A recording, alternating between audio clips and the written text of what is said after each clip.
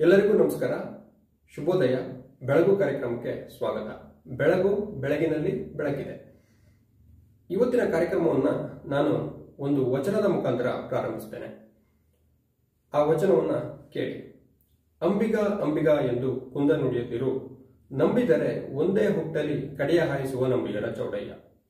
ಇದು ಅಂಬಿಗರ ಚೌಡಯ್ಯನವರ ವಚನ.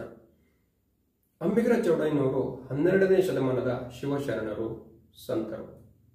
ಹಾಗೇನೆ ಅವರ ಹೆಸರೇ ಹೇಳುವಂತೆ ಅಂಬಿಗರು. ಅಂಬಿಗರು ಅಂದ್ರೆ ದೋಣಿಯನ್ನ ಚಲಿಸುವವರು ಅಥವಾ ದೋಣಿಯನ್ನ ನಡೆಸುವವರು ಅಂತ.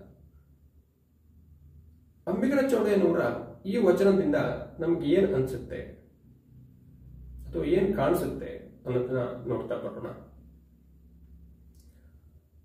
ವೃತ್ತಿನಿಂದನೆ ಅನ್ನೋದು ಇತ್ತು ಅನ್ನೋದು ನಮ್ಗೆ ಗೊತ್ತಾಗುತ್ತೆ.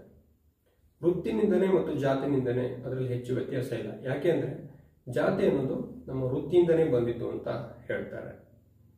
ಅಂಬಿಗ ಅಂಬಿಗ ಎಂದು ಕುಂದ ನುಡಿಯದಿರು ಅಂದ್ರೆ ಅಂಬಿಗ ಅಂಬಿಗ ಅಂತ ಕುಂದ ನುಡಿಯ ಹೇಳ್ಬೇಡಿ ಅಂತ ಹೇಳ್ತಾರೆ. ಅದರಲ್ಲಿ ಒಂದು ರೀತಿಯ ಫ್ರಸ್ಟ್ರೇಷನ್ ನಮ್ಗೆ ಕಾಣಿಸುತ್ತೆ ನೋಡಿ. ಅಂಬಿಗ ಅಂಬಿಗ ಅಂತ ಅವಹೇಳನ ಮಾಡಬೇಡಿ ಅನ್ನೋ ರೀತಿ ಇದೆ. ವೃತ್ತಿ ನಿಂದನೆ ಇದೆಯಲ್ಲ, ನೀವು ಯಾವುದೇ ವ್ಯಕ್ತಿಯ ವೃತ್ತಿಯನ್ನು ನಿಂದಿಸಿದ್ರೆ ಬಹಳ ದುಃಖ ಆಗುತ್ತೆ ಅಥವಾ ಬಹಳ ಬೇಜಾರಾಗುತ್ತೆ. ಯಾವುದೇ ವ್ಯಕ್ತಿಯು ಕೂಡ ಯಾವುದೇ ವೃತ್ತಿಯನ್ನು ಕೂಡ ನೀವು ನಾವು ನಿಂದಿಸಬಾರ್ದು. ಯಾಕೆಂದ್ರೆ ಅದು ಅತಿ ಬೇಜಾರ ಮಾಡುವಂತಹ ವಿಚಾರ. ಯಾರ ವೃತ್ತಿಯನ್ನು ಕೂಡ ನಾವು ನಿಂದಿಸಬಾರ್ದು. ಎಲ್ಲ ವೃತ್ತಿಗೂ ಕೂಡ ಅದರದೇ ಆದಂತಹ ಮೌಲ್ಯ ಇದೆ. ಹೀಗೆ ಇದರಲ್ಲಿ ಅದು ಇತ್ತು ಅಂತ ನಮ್ಗೆ ಗೊತ್ತಾಗುತ್ತೆ. ಅದರಲ್ಲಿ ಅವರು ಆ ವೃತ್ತಿ ಬಗ್ಗೆ ಅವರಿಗಿರ್ತಕ್ಕಂತಹ ಅಭಿಮಾನ ಮತ್ತೆ ಅದರಲ್ಲಿ ಇರ್ತಕ್ಕಂಥ ಪರಿಣಿತಿ ಬಗ್ಗೆ ನೆಕ್ಸ್ಟ್ ಮುಂದಿನ ವಾಕ್ಯದಲ್ಲಿ ಇದೆ ನೋಡಿ. ನಂಬಿದರೆ ಒಂದೇ ಹುಟ್ಟಲ್ಲಿ ಕಡೆಯ ಹಾಯಿಸುವ ನಂಬಿಗರ ಚೌಡಯ್ಯ. ನಂಬಿಕೊಂಡ್ರೆ ನೀವು ಒಂದು ಹುಟ್ಟಲ್ಲಿ ನಿಮಗೆ ಆ ದಡಕ್ಕೆ ಸೇರಿಸ್ಬಿಡ್ತೀನಿ, ಎಲ್ಲಿಗೆ ಹೋಗ್ಬೇಕು ಅಲ್ಲಿಗೆ, ಕಡೆ ಅಂದ್ರೆ ಎಲ್ಲಿಗೆ ಹೋಗ್ಬೇಕು ಅಂತ. ಅದನ್ನ ನೋಡಿ ಎಷ್ಟು ಚೆನ್ನಾಗಿ ಹೇಳಿದ್ದಾರೆ ಅಂತ. ಅದನ್ನ ಅವರು ಆದರ್ಶಯುತವಾಗಿಯೂ ಹೇಳಿರಬಹುದು. ಅಂದ್ರೆ ನಾವು ಒಂದು ಕೆಲಸದಲ್ಲಿ ನಾವು ಪರಿಣಿತಿ ಹೊಂದ್ಬಿಟ್ರೆ ಅದ್ರ ಮೇಲೆ ನಮಗೊಂದು ಅಭಿಮಾನ ಬಂದ್ಬಿಡುತ್ತೆ.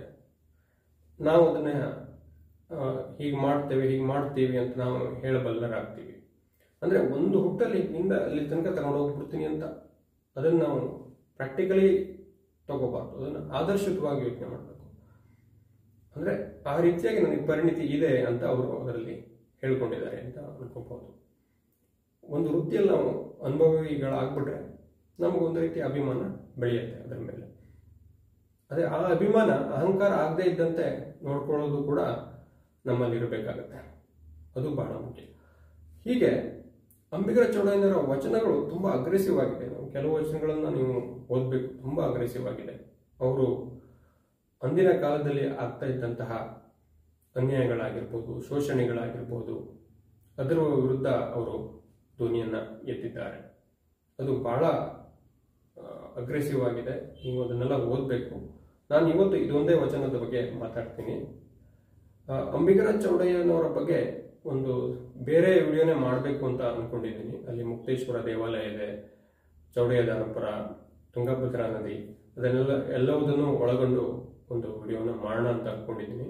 ಇವತ್ತಿಗೆ ಇದೊಂದು ವಚನವನ್ನ ಇಟ್ಟುಕೊಂಡು ವಿಡಿಯೋವನ್ನ ಮುಗಿಸೋದಕ್ಕೆ ಮುಂದಾಗ್ತೀನಿ.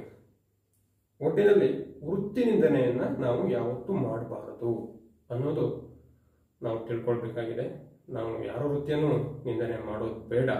ಅದು ಇವತ್ತಿಗೂ ಇದೆ. ಇವತ್ತಿಗೂ ಎಷ್ಟೋ ಜನ ನಮ್ಮ ವೃತ್ತಿಯನ್ನು ನಿಂದಿಸ್ತಾರೆ. ಅದು ನಮಗೆ ಬಹಳ ನೋವನ್ನು ಉಂಟು ಮಾಡುತ್ತೆ. ಈ ರೀತಿಯಾಗಿ ಅಂಬಿಗರ ಚೌಡಯ್ಯನವರ ಬಗ್ಗೆ ನಾವೆಲ್ಲ ತಿಳ್ಕೊಳ್ಬೇಕಾಗಿದೆ, ಓದಬೇಕಾಗಿದೆ, ಮತ್ತೆ ಇನ್ನೂ ಹೆಚ್ಚಿನ ಸ್ಟಡೀಸು, ರಿಸರ್ಚು ಆಗಬೇಕಾಗಿದೆ. ಧನ್ಯವಾದಗಳು.